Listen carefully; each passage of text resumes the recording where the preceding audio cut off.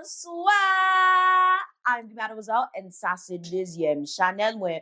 Welcome to another video. I know the uploads have been scarce. However, it is Haitian Heritage Month. Happy Haitian Heritage Month to my Zoes. I've been performing. I got a lot going on. Like, May is always a busy month for me. So if you follow me on Instagram, y'all already know I've been posting my performances and other dance-based content on there. Make sure you guys go check it out.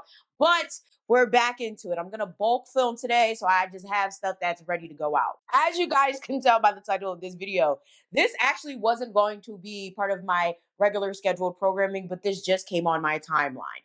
And it is about a woman talking about her experience at a church called Bethel.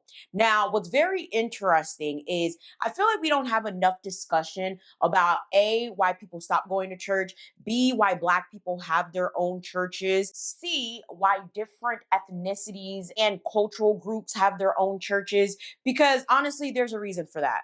But check this video out. Dating culture was very interesting at Bethel. I remember one guy, he was being very persistent. He was like, you know, the biggest reason why I really want to ask you out is because it would piss off my grandfather because he hates Black people. I just want to bring you home and just piss him off. I was standing there, my eyes were closed, and I felt somebody pulling on my hair. During worship, I felt somebody pulling on my hair, and I'm like, so I turned around and it was this girl. And she was like, oh, you could feel that? And I said, yeah, it's my hair. Well, I thought it was fake.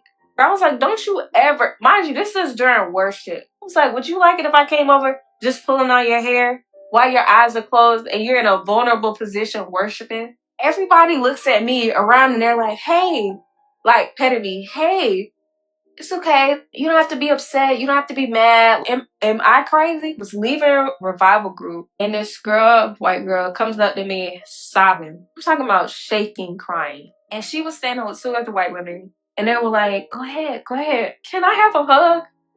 And I said, why? What's wrong? She was like, today in a revival group, we were talking about overcoming our fears.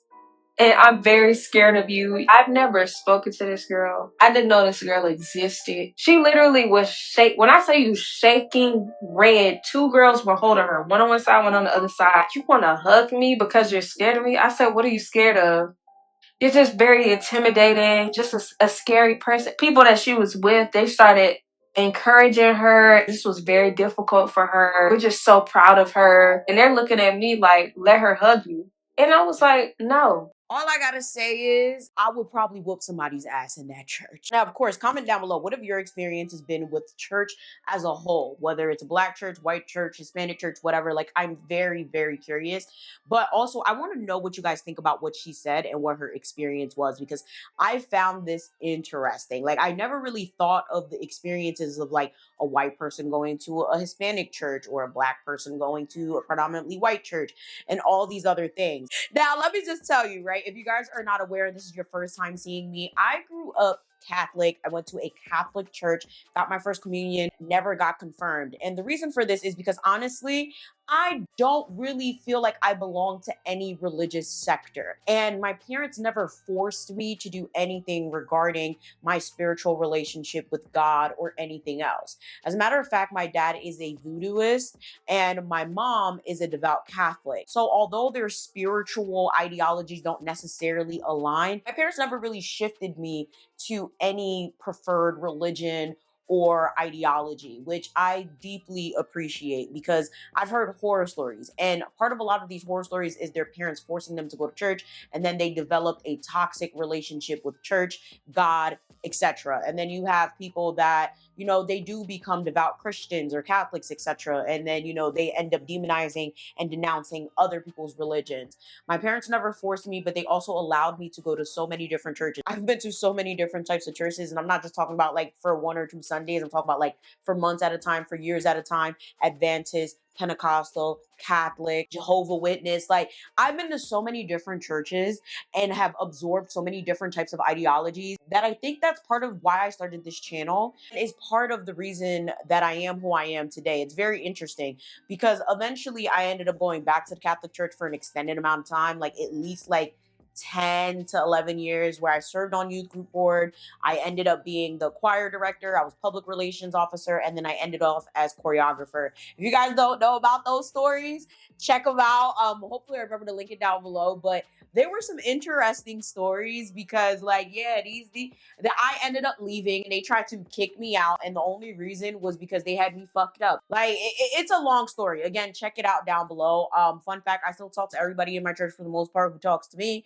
And I'm actually going to be performing there very soon at the end of this month. I don't know if this video is actually going to come out before then, but there is some sort of Haitian Heritage Month celebration going on, and they just happen to be using the church hall. It'll be my first time being there since I left. So since pre-COVID, like I think I haven't been there since like 2019-ish.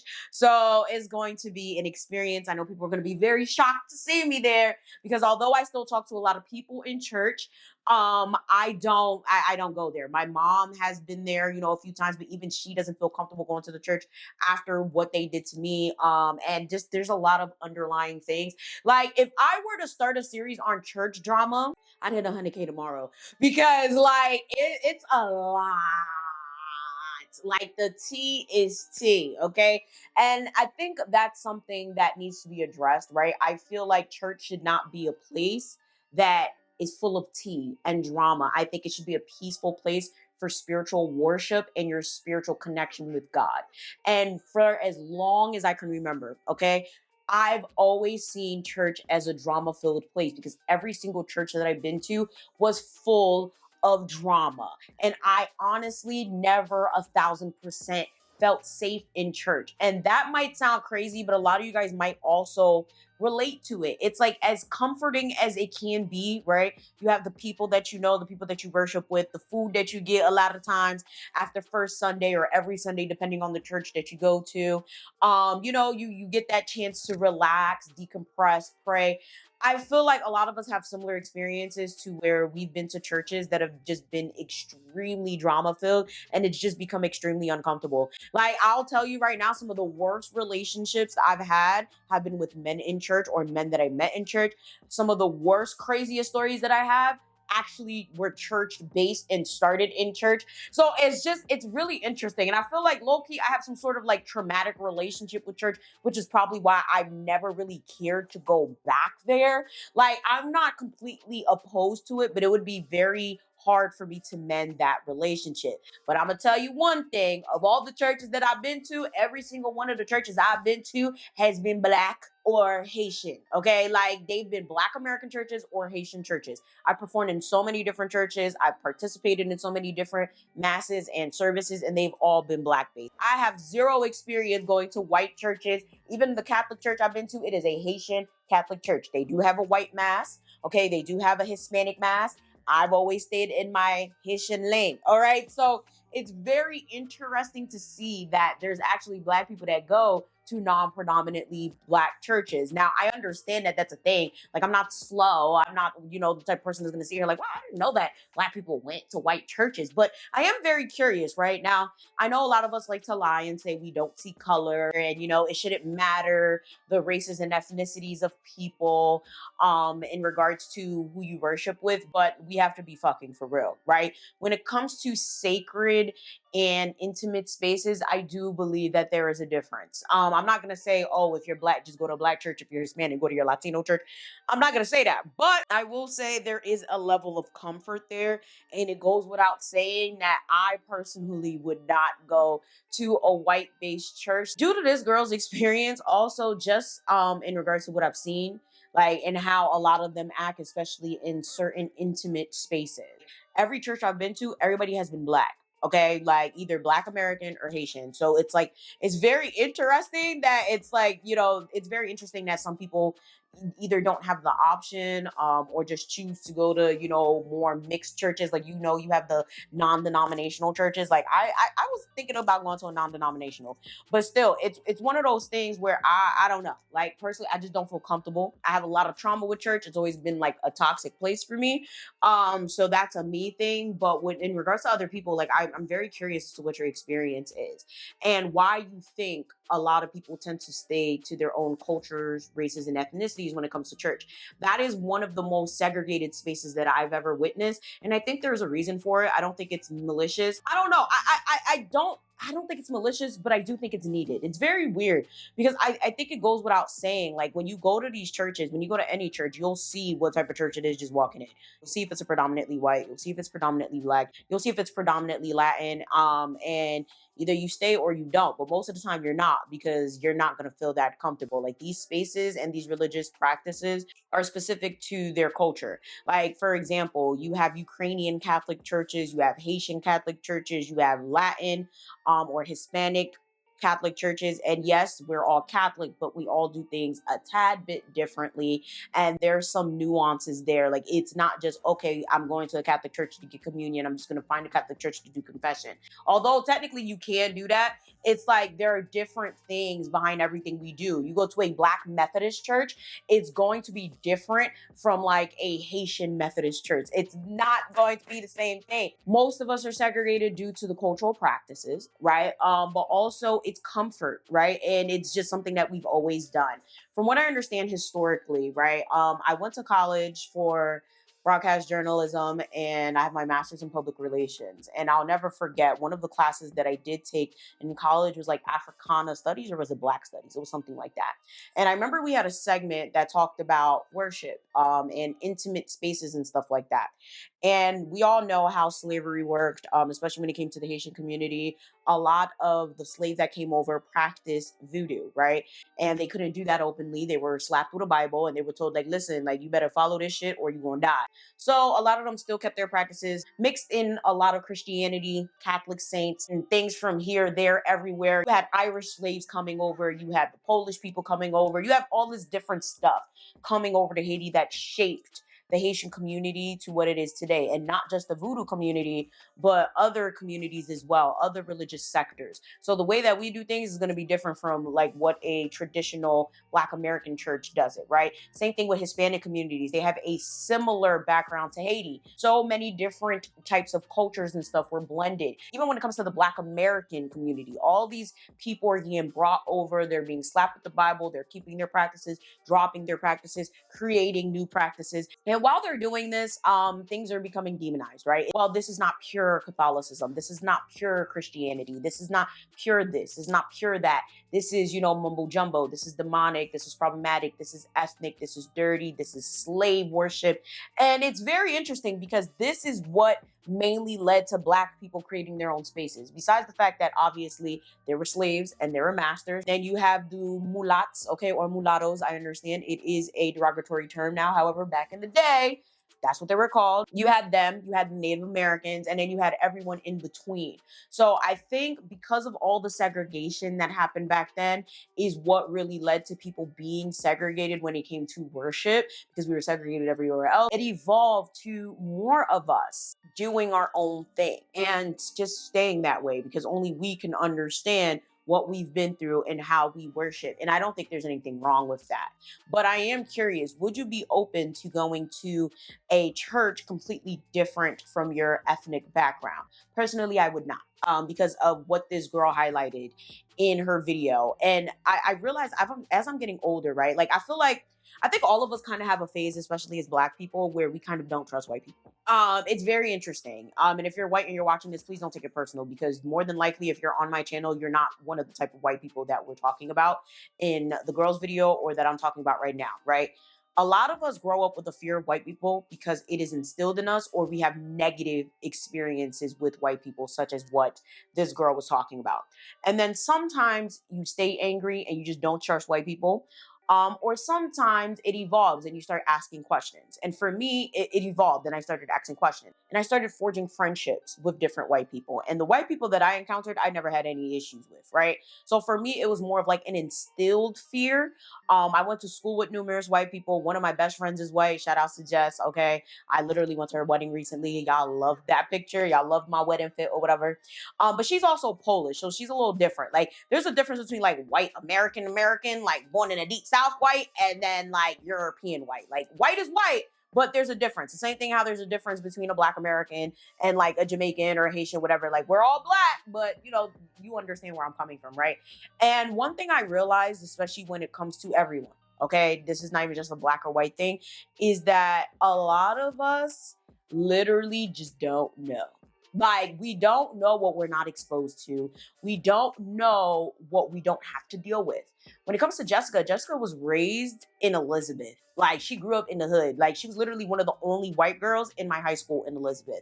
So for her, she had a more robust experience with Black people. She grew up around Black people. She went to school with Black people. So, but she was always heavily embedded in her culture. Like, she was always Polish, always in her Polish church. She's Ukrainian through and through, okay? And I don't think there's anything wrong with that. But for her, she has a different experience than most white people. There's a lot of white people that have never really had to interact with Black people at all.